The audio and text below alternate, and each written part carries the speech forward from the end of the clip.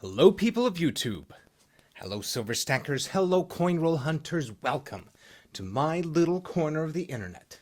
This is Michael from Penny Haven, and first off, if you haven't yet, please hit that subscribe button, then give it a like, then come back over here and hit that bell icon so you know when my new videos come out. Okay, so you've seen me recently put out some videos about the live auction I went to and the things that I got there. And that live auction was comprised of things that Brad from Brad's World Coins and I appraised over the past year. And in addition to getting to bid on all these things that we had learned so much about, the owner of the collection also gifted us each a selection of coins. Now, the way this was done was Brad and I shared an Excel spreadsheet where we put the appraised values, the composition, all different sorts of things, little interesting notes or important things to know about the coins before auction. So we also put our level of interest in the coins. And then the owner of the collection went through and selected some of those coins and gave them to us as a way to say thank you for all of your hard work. And I'm going to show you a selection of those coins right now. First of all, she gave them to us in these nice display cases, glass top. I'm probably going to choose something to eventually display in here, some other portion of my collection. It's a really nice box, and whenever I get a nicer place to display all my albums and put some things on nice little holders, that will be a part of that, I'm sure. So, what else can I show you? All right. So this first one, if you follow hashtag Saturday Night Coin Show over on Twitter, you will have seen this last night. This is a beautiful silver coin, 1973, Germany. And on this side, you can see the solar system, different planets. And this side is a different version of the Imperial Eagle. And this celebrates, it's a 5 Deutschmark, this celebrates the 500th anniversary of the birth of Nicholas Copernicus, famous astrologer.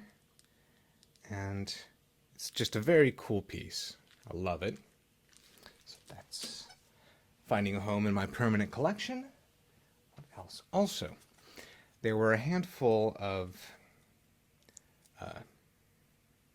paquet, I believe that's how you say this gentleman's names, Pacquet, paquet medalettes, little small medals. Now these were originally minted in silver and gold, and then this is a restrike. Brad, I believe, said that these were done in the late 1800s, the restrikes. This one displays James Garfield and Abraham Lincoln, the first two presidents to be assassinated. And apparently the repunches of these, the remints, are also very sought after. So that's a nice little piece right there. Also going to be part of my permanent collection. And you know me, I love my older UK coins. This is a 1799 George III halfpenny. It's pretty worn. You can still see the details. And I always get confused because these earlier George III coins don't orient like so many UK coins that came after. They flip like our US coins. Like all the other large pennies from like Victoria on that you see orient like this, up, up. Anyhow, that's going to go with my bronze UK coins. Now, like I said, we indicated our level of interest in a number of coins, and I based a lot of that on what I needed to fill in some books. So I'm going to show you those right now. First off, for my Volume 1 Lincoln Cent book, 1909 to 1940, I got a 1921. That's going to be an upgrade for the coin I currently have in there. A 1917D, and a 1916 S. So there they are. It's making that first page just that much closer. See, this is the 1921 that I popped out, and it's got this gnarly bit across the front there, so that was a nice upgrade. I'm apparently not going chronologically because next up is my Indian head book. So, she gave me this 1863 copper nickel Indian head penny, which is also a nice upgrade from the one I currently have in there. This is a total place saver. I believe I got this from Chief Coins and Supply as a cull, or a slightly damaged coin. So this is going to go in there, replace that nicely. And also an 1886, which I need from my book. Right there, it's going to fill in that line. This book's falling apart. I am planning on getting a nice Whitman bookshelf style book to transfer all of my Indian head and Flying Eagle scents over. I've got a nice start on the collection here. First page is looking good, so it just looks really nice right there. Super. That's a great coin. This is one of the few that are copper nickel before they went over to the bronze mix. Just this first page, these first 6 were struck in copper nickel. They're thicker.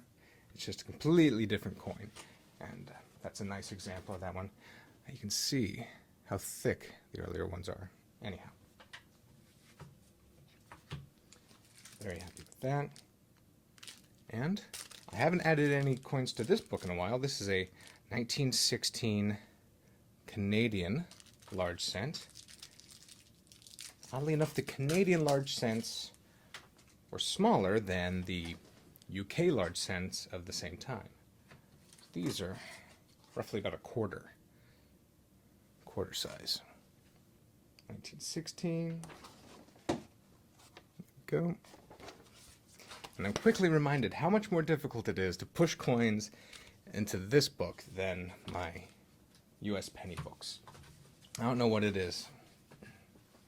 If they got the size just slightly off or what, but the Canadian large cents and the UK large cent Whitman books are just a struggle. If you have them, you know what I mean. Just a couple more things to show you. Got this. She had a little tray of coins when I got there and asked if I wanted, a couple of other things, of my choice to grab. And I got this just because it's so odd. This is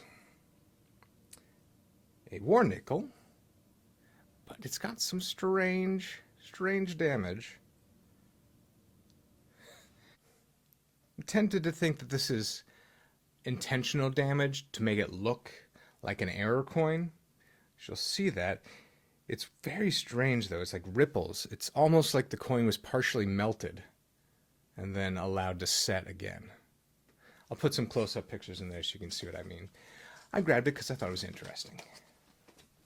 Okay, now this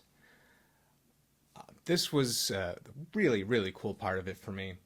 Like I said, I went through and I listed a bunch of coins that I needed, not even realizing that this would bring me so close to finishing the silver portion of this next folder. So I went through all the silver dimes she gave me. She gave me a nice selection of silver dimes. Got a half a dozen BU 1964s and then an array of earlier ones and a few Mercury dimes. And as I went through checking the years, I was checking my folder as well. And all of these, this whole bag right here, is going to go into my nice Littleton Roosevelt dime book. And I'm doing pretty well in the silvers. Let's see, I've got quite a few. And this is almost going to complete it for me, the silver portion anyway. This goes all the way up to 2012. So when I'm at my coin shop, they'll frequently have a bunch of like mint sets that are just kind of cut up and you can buy the individual coins. So I'll grab a few dimes when I'm there to see if they'll fit into my book. I don't carry a list yet, but you can see I've got some Of course, those are going to be all beautiful. A little later years here. Woo. So what I'm going to do to finish this video is I'm going to change the camera angle, and I'm going to pop all of those dimes into the book and show you just how close that gets me.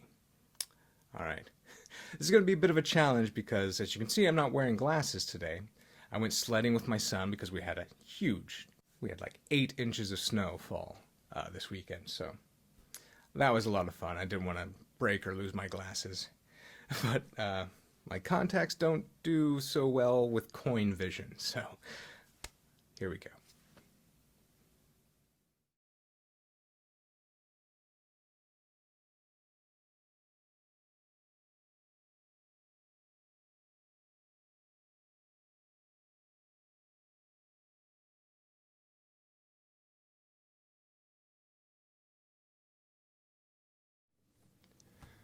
All right, now that did a great deal toward helping me finish the silver portion of my Roosevelt dime collection. As you can see, I now am only missing the 1949S and the 1959S on my first page. Got a lot for this page. That was really great. Then I'm now only missing a 1961. On my second page, I'm missing 3 silver dimes. That's it. I might just see about picking those up next time I'm at my coin shop. I'm sure that they can hook me up with those 3 silver dimes, 49S, 54S, 1961 Philadelphia. And I upgraded my 1964 because she gave me like half a dozen BU examples. There we go. So I can work on upgrading my silver dimes once I complete them. Yep. Okay. So that's that. Thank you so much, Gina, for giving me all these great coins, helping me finish my albums here. All right. Like I said, I had a lot of fun doing the appraisal. Brad did far more of it than I did. I had a really good time. A lot of work, but very cool to learn about all those different coins, and then to go and actually get to bid on some and take some home and take some more home here. All right, I'm going to get on out of here now. Thank you. Thank you so much for all of your support. I really appreciate it. All right, this is Michael from Penny Haven. Happy hunting.